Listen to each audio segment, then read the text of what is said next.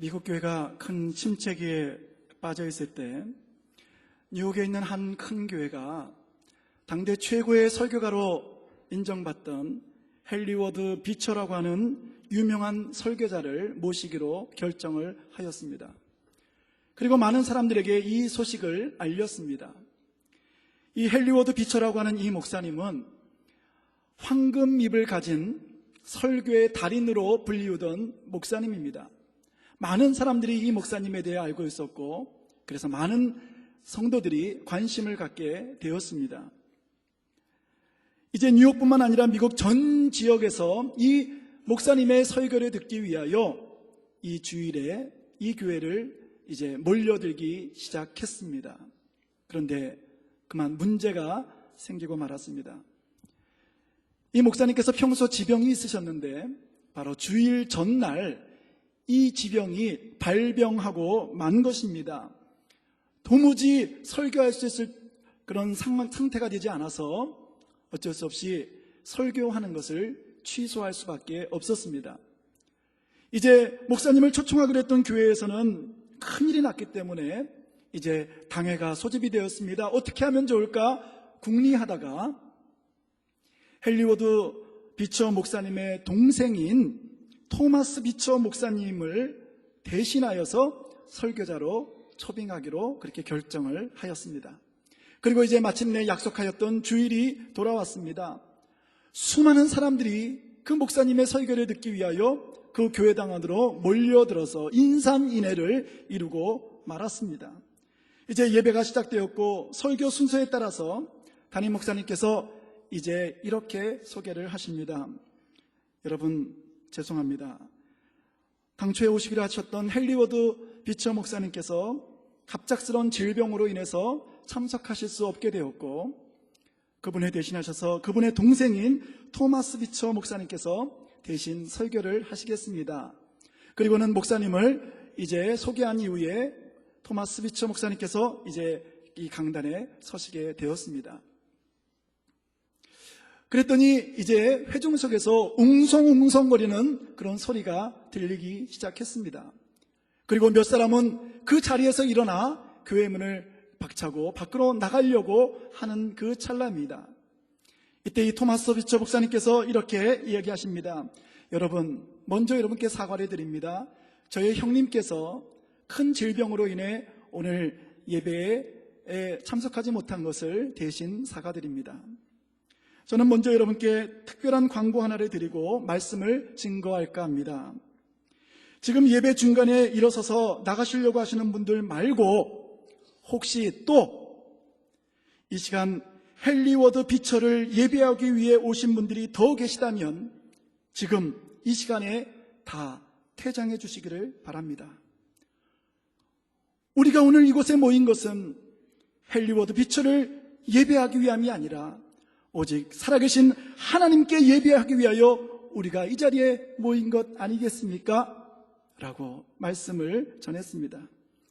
이 목사님의 말씀에 장례는 숙연해졌습니다. 그리고 자신들의 이 그릇됐던 예배의 태도를 깊이 깨닫고 많은 분들이 회개하였습니다. 그리고 그날 바로 그 주일 그곳에 모였던 성도들은 그 언제도 경험해 볼 수 없었던 놀라운 하나님의 은혜를 경험할 수 있었다고 하는 것입니다. 사랑하는 성도 여러분, 여러분들은 지금 이 자리에 왜 오셨습니까? 누구를 예배하기 위하여 이 자리에 오셨습니까? 우리가 이 자리에 모인 것은 오직 하나님을 예배하기 위함인 줄 믿습니다. 거룩하신 창조자, 나의 구원자이신 성삼위 하나님을 예배하기 위하여 우리가 이곳에 모인 것입니다. 여러분, 예배는 무엇입니까? 예배는 우리의 만왕의 왕이 되시는 하나님을 찬양하며 경배하며 하나님께만 영광을 올려드리기 위한 거룩한 예식인 줄 믿습니다. 우리가 이렇게 함께 모여 하나님께 예배할 때 하나님은 우리의 예배를 통해 영광을 받으시고 영광 받으신 하나님께서는 우리에게 한량없는 은혜를 부어주시는 줄 믿습니다. 역대하 5장 13절에서 14절 말씀입니다. 나팔 부는 자와 노래하는 자들이 일제히 소리를 내어 여호와를 찬송하며 감사하는데 나팔 불고 재금치고 모든 악기를 울리며 소리를 높여 여호와를 찬송하여 이르되 선하시도다. 그의 자비하심이 영원히 있도다 하매 그때에 여호와의 전에 구름이 가득한지라 제사장들이 그 구름으로 말미암아 능히 서서 섬기지 못하였으니 이는 여호와의 영광이 하나님의 전에 가득함이었더라 라고 성경이 이야기하고 있습니다. 우리가 하나님께 신령과 진정으로 예배할 때에 하나님은 영광을 받으시고 이 성전 가운데 하나님의 영광이 가득 찬다고 성경이 말씀하고 있는 것입니다. 여러분, 우리가 지금 드리는 이 예배 가운데 하나님이 영광 받으실까요? 영광 받으실 줄 믿습니다. 우리에게 한량없는 은혜와 복을 허락해 주실 것을 기대합니다. 우리가 이 시대를 살아가면서 우리에게 필요한 것이 무엇입니까? 그것은 하나님의 은혜입니다. 지금 우리에게 필요한 것은 하나님이 우리에게 주실 은혜입니다. 살아있는 예배를 통해서만 우리가 받을 수 있는 그 진정한 은혜입니다. 우리가 이러한 예배를 통해서 하나님이 주시는 은혜를 경험할 수만 있다면 우리는 결코 이 세상 가운데서 실패하지 않을 것입니다. 넘어지지 않을 것입니다. 능력 있는 하나님의 자녀로 틀림없이 살아갈 줄 믿습니다. 우리 성도들이 왜 이 땅 가운데서 실패하고 넘어집니까? 예배를 통하여 하나님의 은혜를 받지 못했기 때문입니다. 다시 말하면 예배에 실패하였으므로 우리가 인생에서도 실패하고 있다는 이야기입니다. A.W. 토저 목사님은 이런 말씀을 하십니다. 그리스도인들의 모든 실패는 예배의 영광을 경험하지 못한 데서 기인한다. 그리고 또 말씀하십니다. 예배에 실패한 그리스도인들이 어찌 이 땅 가운데서 빛과 소금의 역할을 감당하는 능력 있는 성도의 삶을 살아갈 수 있단 말인가? 라고 통탄에 맞이하고 있는 것입니다. 사랑하는 성도 여러분들이요, 여러분들은 인생에서 성공적인 삶을 살아가고 계십니까? 혹 여러분 인생 가운데서 허덕거리며 넘어지며 실패하며 살아가고 있지는 않습니까? 그렇다면 내가 하나님께 드리는 이 예배가 과연 하나님이 기뻐 받으실 만한 예배인지를 여러분들이 먼저 점검해 볼 필요가 있다는 것입니다. 우리는 예배에 집중해야 합니다. 하나님 앞에 우리의 몸을 거룩한 산 제물로 내어놓고 하나님께 예배해야 할 것입니다. 여러분, 예배에 집중한다는 것, 하나님께 산제사로 나의 몸을 올려드린다는 거 하는 것이 무슨 의미입니까? 그것은 이 시간 타는 모든 것들을 다 내려놓고 우리의 마음과 뜻과 우리의 정성과 우리의 진심을 담아서 하나님 한 분만을 바라보며 그분께 몰입해야 한다는 것입니다. 구약 출애굽기 20장 3절 말씀에 너는 나 외에는 다른 신들을 내게 두지 말라고 명령하십니다. 마태복음 4장 10절 말씀에는 예수님께서 사단에게 말씀하시기를 물러가라 기록되었을 때 주 너의 하나님께만 경배하고 다만 그를 섬기라 라고 말씀하고 있습니다. 무슨 말씀입니까? 오직 하나님 한 분께만 집중하라는 것입니다. 그분만을 바라보라는 것입니다. 우리의 모든 마음과 뜻과 정성과 우리가 할 수 있는 모든 것을 집중하여서 오직 살아계신 그 하나님께만 영광을 올려드리라고 하는 말씀인 줄 믿습니다. 여러분, 과거에는요, 사단이 우리 성도들을 많이 핍박했습니다. 죽이기도 하였고 또 각종 이 시험거리를 통해서 우리 성도들로 하여금 하나님께 나와 예배하지 못하도록 하였습니다. 그래도 아무런 소용이 없었습니다. 성도들이 환난과 핍박이 거세지면 거세질수록 그들은 더욱더 목숨을 걸고 하나님께 나와 신령과 진정으로 예배하였기 때문입니다. 그래서 요즘에는 사탄이 전략을 바꿨다고 합니다. 주일날이 되면은 사탄이 먼저 우리에게 야, 오늘 주일이야, 오늘 골프 치러 가면 안 돼? 너 교회 가서 빨리 예배드려. 우리들을 교회로 가라고 우리를 부추깁니다. 그런데 문제는 우리의 마음을 흐트려 놓는 것입니다. 예배에 집중하지 못하도록 우리의 마음을 흔들어 놓고 마는 것입니다. 그래서 지금 이 시간에도 저 강대상이 옛날 게 더 좋았던 것 같은데 강대상이 너무 작은데 이게, 그리고 이 설교의 말씀에 경청하기보다는 저 뒤에 있는 화단을 바라보면서 철진한 지가 언젠데 저거 그대로네 벌써, 5개월째 그대로 있네. 저거 바꿔야 되는데. 막 이렇게 우리의 마음을 분산시켜 놓는 것입니다. 오늘 찬양대 너무너무 아름다운 찬양 잘 올려드렸는데, 찬양 끝나고 나서 우리 성가대원들 마음에 저 소프라노 저 인간 또 틀렸네. 저 인간만 아니었으면 오늘 완벽한 것인데, 저 반주자는 왜 또 오늘따라 또 반박자를 더 빨리 들어가가지고 노래를 망치는 거야. 이러면서 도무지 예배에 우리의 마음을 집중하지 못하도록 만드는 것입니다. 어떤 사람들은 예배 시간에 왜 그렇게 분주한지 모릅니다. 왔다 갔다 하며 또 주보를 보면서 잘못된 모든 것을 교정 봅니다. 띄어쓰기가 잘못됐네, 뭐가 오타가 났네. 그리고 고개를 돌려 여기저기를 바라보며 오늘 그 인간은 또 왜 안 보이는 거야? 그러면서 모든 사람들을 출석 체크합니다. 몸은 이곳에 있지만 우리의 마음이 하나님께로 집중하지 못하도록 만든다고 하는 것입니다. 그러면서도 우리들은 스스로 생각하기를 오늘 하나님께 예배를 잘 드렸다, 하나님이 이 예배를 통해 영광을 받으셨을 거야 라고 착각을 하는 것입니다. 여러분, 중요한 것은 하나님이 우리의 예배를 받으셔야 한다는 것입니다. 우리들은 하나님께 분명히 예배 드렸는데 하나님이 나는 너희들의 예배를 받은 적이 없다, 너희들이 드린 것은 진정한 예배가 아니다 라고 판단하신다면 우리는 어찌한단 말입니까? 그러므로 여러분, 우리는 이 말씀에 주목해야 됩니다. 요한복음 4장 23절 24절 말씀입니다. 아버지께 참되게 예배하는 자들은 영과 진리로 예배할 때가 오나니 곧 이때라. 아버지께서는 자기에게 이렇게 예배하는 자들을 찾으시느니라. 하나님은 영이시니 예배하는 자가 영과 진리로 예배할지니라. 아멘. 여러분, 죄송합니다. 제가 또 우리 군 복무 시절 이야기를 하나 좀 하도록 하겠습니다. 우리 남자분들은 다 이해하는 이야기지만 우리 여자분들을 위해서 제가 조금 상세하게 이야기를 해야 되겠는데, 간혹 이제 상급부대 지휘관이 대대를 방문하는 경우가 있습니다. 그러면 대대장은 즉시 이제 중대장과 또 대대 참모들을 이제 소집을 합니다. 그러면 저희들은 이제 연대장님이 오시는 그 길목에 딱 도열해서 이제 연대장님이 타신 1호차가 도착하면은 그곳에서 이제 연대장님께 차렷, 경례, 충성! 이렇게 경례를 합니다. 그러면 이제 연대장님이 내리셔가지고 한 사람씩 이렇게 악수를 하고 이제 우리 사병들이 모여있는 이제 강단으로 이제 이동을 하게 됩니다. 그러면 이제 대대장이 전체 차렷! 연대장님께 대하여 경례! 그러면 충성! 그러면 연대장님이 부대 쉬어! 이렇게 이야기를 합니다. 그러면 대대장님이 이제 군장병들을 향해서 부대 쉬어! 그리고는 연대장님께 주목! 그렇게 명령을 내립니다. 이 얘기를 하려고 이렇게 길게 얘기를 했는데, 연대장님께 주목! 하는 순간 모든 군 장병들은 연대장님께 주목해야 합니다.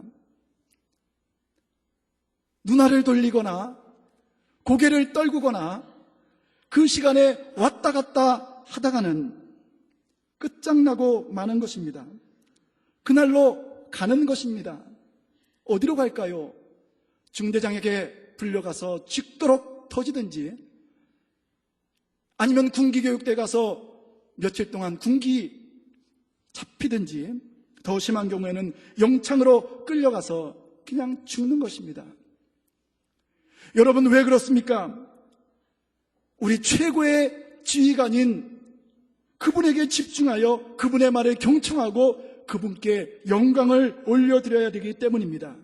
그분이 바로 우리의 최고 지휘관이기 때문입니다. 이것은 비유적인 이야기지만 바로 이것이 예배라고 하는 것입니다.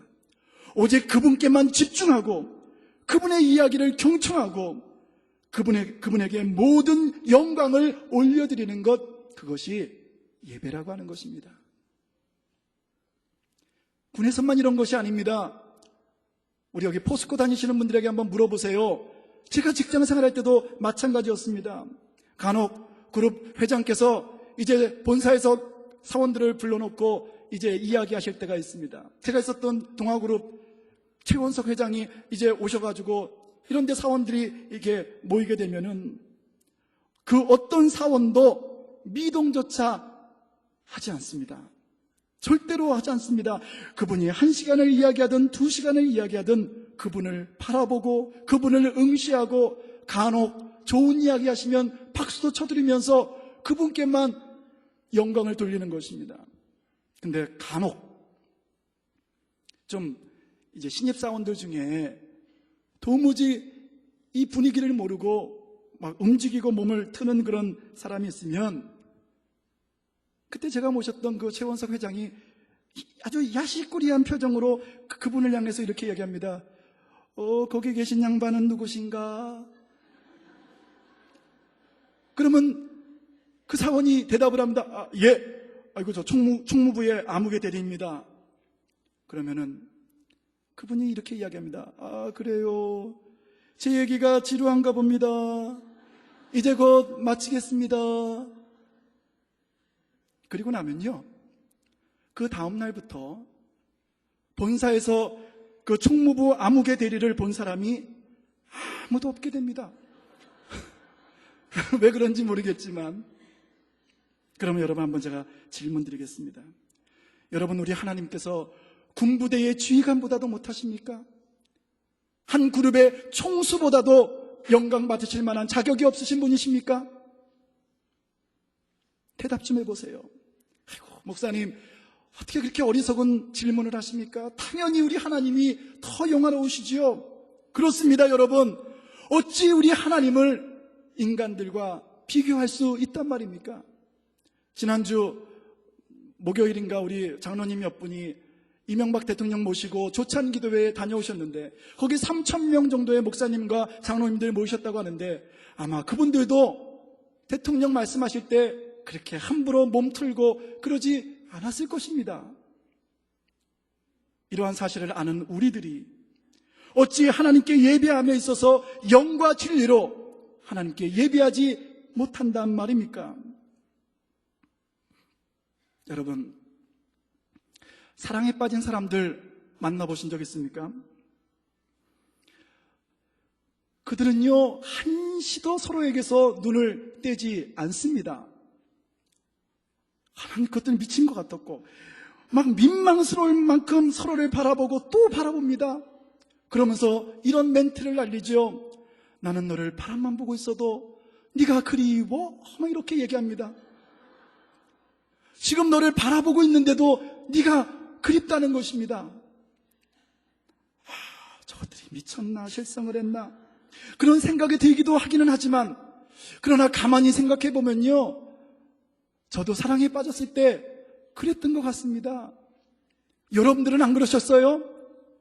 너무너무 사랑스럽기에 한눈을 팔 수가 없는 것입니다. 가끔 우리 제자들이나 후배들이 자기 애인이라고 저에게 애인을 데려와서 소개시켜주는데 별로 이쁘지도 않은데 자기 눈에는 천사보다도 이쁘다고 이야기합니다. 그리고 어떤 애는 가끔가다 이런 이야기도 합니다. 제 애인은요, 송혜교보다도 이쁘고요, 전지현보다도 더 이쁜 것 같아요. 그런 교만한 말을 함부로 내뱉는 것입니다. 여러분, 왜 그렇습니까? 사랑에 빠졌기 때문입니다. 사랑하면 그렇게 보이는 것이지요. 송혜교보다도 이쁘고 전지현보다도 이쁘게 보이는 것입니다. 그러면 나는 여러분께 또 질문 드리고 싶습니다. 여러분, 하나님을 사랑하십니까? 이 분위기 뭐지요, 이거? 여러분, 하나님 사랑하세요? 그렇다면 하나님을 뚫어져라 바라보며 그 하나님께 모든 영광을 올려드려야 되지 않겠습니까? 사랑하는 하나님께 시도 찬송도, 에베소서 5장 19절 말씀입니다. 시와 찬송과 신령한 노래들로 서로 화답하며 너희의 마음으로 주께 노래하며 찬송하라고 말씀하지 않습니까? 그러한 마음으로 주님께 예배할 수 있는 여러분 되실 수 있기를 간절히 축원합니다. 하나님께 예배함에 있어서 이렇듯 우리의 자세, 격식, 형식이 중요하다는 것입니다. 그런데 여러분, 예배라고 하는 것은 이러한 거칠애나 예식만에 또 치우쳐서는 안 된다고 성경은 말씀하고 있습니다. 이사야서 29장 13절 말씀입니다. 주께서 이르시되 이 백성이 입으로는 나를 가까이하며 입술로는 나를 존경하나 그 마음은 내게서 멀리 떠났나니 그들이 나를 경외함은 사람의 계명으로 가르침을 받았을 뿐이다. 우리 하나님께서 예레미야 선지자를 통해서 한탄하고 계신 것입니다. 우리 하나님 거룩하신 하나님시기에 거룩한 예식을 통해서 영광 받으심이 마땅합니다.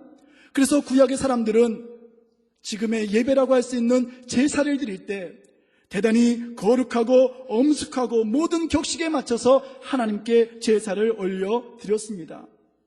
거기까지는 좋았는데 문제는 시간이 지나면서 그들의 마음이 변하기 시작했다는 것입니다. 진실성에서 그들에게 문제가 나타나기 시작한 것입니다. 입술로는 주님을 가까이하고 입술로는 주님을 찬양하였으나 그들의 마음은 여호와에게서 멀리 떠나 있었으므로 우리의 마음의 중심을 보시는 하나님께서 이러한 사실을 모를 리 없기 때문에 그러한 우리의 심령을 살피신 이후 우리 하나님께서 많이 안타까워 하셨다고 하는 것입니다. 여러분, 하나님께 예배하는 것은 또 비유적으로 말씀하면 이런 이야기가 될 수 있습니다. 사랑하는 신랑을 기다리는 이 새 신부가 몸과 마음을 단정히 하고 오직 사랑하는 남편에게만 자신이 쏟을 수 있는 모든 것을 다 쏟아 붓는 것, 그것이 바로 하나님이 기뻐 받으시는 예배라고 하는 것입니다. 그렇다면 여러분들은 우리 하나님 앞에 나오실 때 어떠한 마음 자세로 여러분 이 시간 나오셨습니까? 다시 한번 말씀드립니다. 여러분, 우리 성도가 살아갈 수 있는 힘과 능력은 바로 예배를 통해서 주어진다고 하는 사실을 꼭 기억하시기 바랍니다. 우리는 예배를 통해 하나님의 음성을 들을 수 있습니다. 우리는 예배를 통해서 하나님과 인격적인 만남을 갖게 됩니다. 우리는 예배를 통해서 하나님이 주시는 위로와 평화를 누리게 되고 또 주님께서 우리에게 주시는 기쁨과 즐거움에 참여할 수 있게 되는 줄 믿습니다. 예레미야 15장 16절 말씀입니다. 만군의 하나님 여호와시여, 나는 주의 이름으로 일컬음을 받는 자라. 내가 주의 말씀을 얻어 먹었사오니 주의 말씀은 내게 기쁨과 내 마음의 즐거움입니다. 이러한 은혜가 우리에게 있어야 하지 않겠습니까? 제2차 세계대전이 발발했을 때 대영제국의 국민들은 깊은 절망과 실망 그리고 두려움에 빠지게 되었습니다. 전쟁에는 승산이 있어 보이질 않았고 독일군은 금방이라도 영국을 점령할 듯 보였습니다. 이런 상황 속에서 영국은 담대하게 선전포고를 하게 됩니다. 그리고 이제 윈스턴 처칠은 당시 성공에 존경받던 주교 윌리엄 템플에게 대국민 연설을 부탁하게 되었고 그는 국민들에게 이러한 연설을 하게 됩니다. 대영제국의 국민 여러분, 지금 이 순간은 우리가 하나님을 예배할 때입니다. 전쟁은 큰일입니다. 그러나 예배는 더 큰일입니다. 만일 우리 국민이 이와 같은 때에 진정 하나님을 예배할 수만 있다면 전쟁은 결코 큰일이 아닐 것입니다. 우리가 진정으로 하나님께 예배하여 예배에 성공한다면 우리는 우리의 예배를 받으신 하나님의 도우심으로 반드시 이 전쟁에서 승리하게 될 것입니다. 그는 이렇게 호언장담하였습니다. 이 이야기를 듣고 영국의 교회들이 그 다음 주일 이제 그동안 치지 않았던 교회의 종을 울리기 시작하였습니다. 예배를 알리는 종이었습니다. 전쟁의 큰 위기감을 느낀 수많은 사람들이 이제 예배당 안으로 몰려들게 되었고 그들은 그곳에서 평소에는 드리지 못하였던 신령과 진정된 예배를 하나님께 올려드리며 이 나라를 구원해 줄 것을 하나님께 호소하였습니다. 그 결과 어떻게 되었습니까? 모든 전세를 극복하고 영국은 마침내 그 전쟁에서 승리함으로 하나님께 영광을 올려드릴 수 있게 되었다는 것입니다. 이것이 바로 예배의 영광인 줄 믿으시기를 바랍니다. 이제 여러분, 제가 오늘 설교 중에서 가장 하고 싶은 중요한 이야기를 이제 하도록 하겠습니다. 요한계시록 4장 10절에서 11절 말씀입니다. 24장로들이 보좌에 앉으신 이 앞에 엎드려 세세토록 살아계시는 이에게 경배하고 자기의 관을 보좌 앞에 드리며 이르되 우리 주 하나님이시여 영광과 존귀와 권능을 받으시는 것이 합당하오니 주께서 만물을 지으신 것이라 만물이 주의 뜻대로 있었고 또 지으심을 받았나이다 하더라 증거하고 있습니다. 여기서 말하는 24장로라고 하는 것은 신약과 구약을 대표하는 예배자들을 말한다고 할 수 있습니다. 구약의 12지파와 신약의 12제자를 합한 숫자가 24인데 하나님께 나와 신령과 진정으로 예배하는 모든 사람들을 이제 대표적으로 말한 것이 24장로들입니다. 그런데 요한계시록 4장 4절을 보면은 이 24장로들을 조금 더 부연해서 설명하고 있는데 보세요. 또 보좌에 둘러 24보좌들이 있고 그 보좌들 위에 24장로들이 흰옷을 입고 머리에 금관을 쓰고 앉았다라고 소개하고 있습니다. 흰옷을 입고 금관을 머리에 쓰고 앉아 있었다. 흰옷은 거룩함을 이야기하는 것이고 금관은 영광을 이야기하는 것입니다.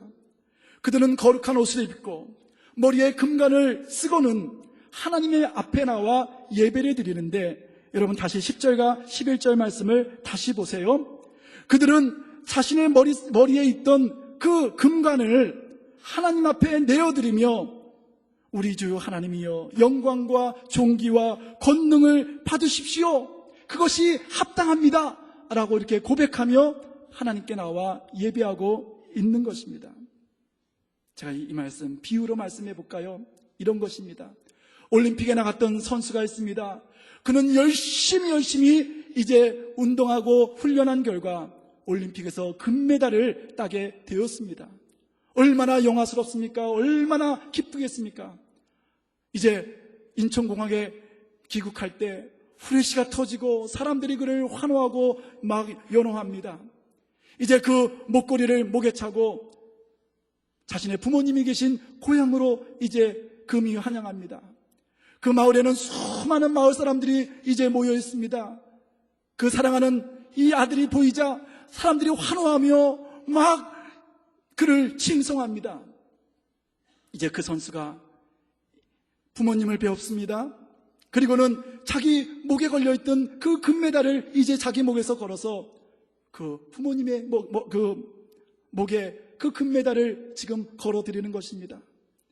그러면은 그 마을에 있던 수많은 사람들이 다시 한번 와 하면서 환호를 치고 그곳에 모였던 기자들은 후레쉬를 터뜨리면서 그 영광의 순간을 이제 기록에 남기는 것입니다.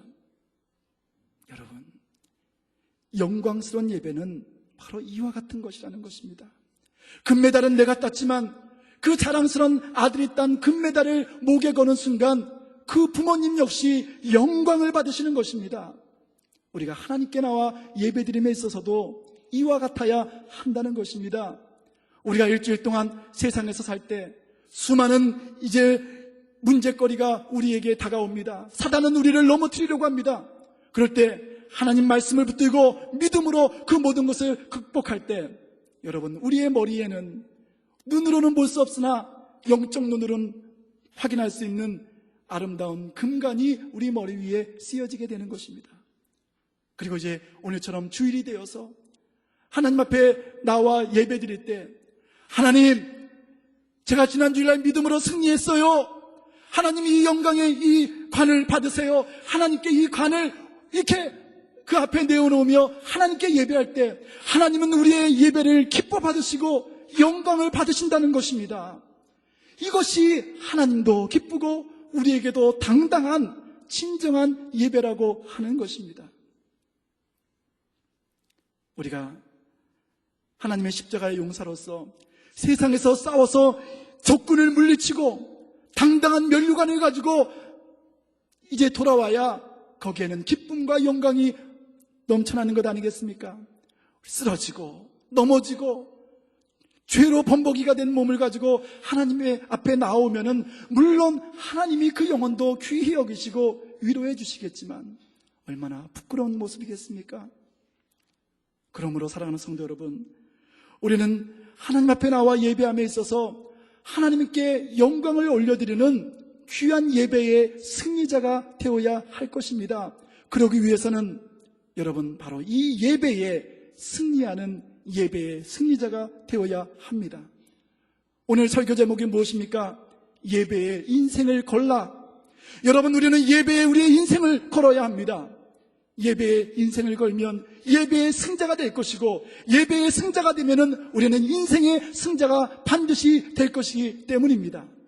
그러므로 사랑하는 성도 여러분, 이 시간 이후로부터 하나님께 예배할 때는 영과 진리로 우리의 마음과 뜻과 정성을 다하여서 하나님께 영광스러운 예배를 올려드릴 수 있기를 간절히 축원합니다. 예배 한번 따라합시다. 예배에 성공하는 자, 인생의 승리자가 될 것이다. 여러분 꼭 기억하십시오. 예배에 승리하면 인생에도 반드시 승리하는 우리 사랑하는 여러분과 우리 고락교회가 될 줄로 믿습니다. 기도합시다. 주님, 우리의 예배를 받아 주시옵소서. 우리의 예배를 회복시켜 주시옵소서. 예배에 성공하여 인생에도 성공하는 이 자리에 머리 숙인 당신의 귀한 종들 되게 하여 주옵소서. 예수님의 이름으로 감사하며 기도하옵나이다. 아멘.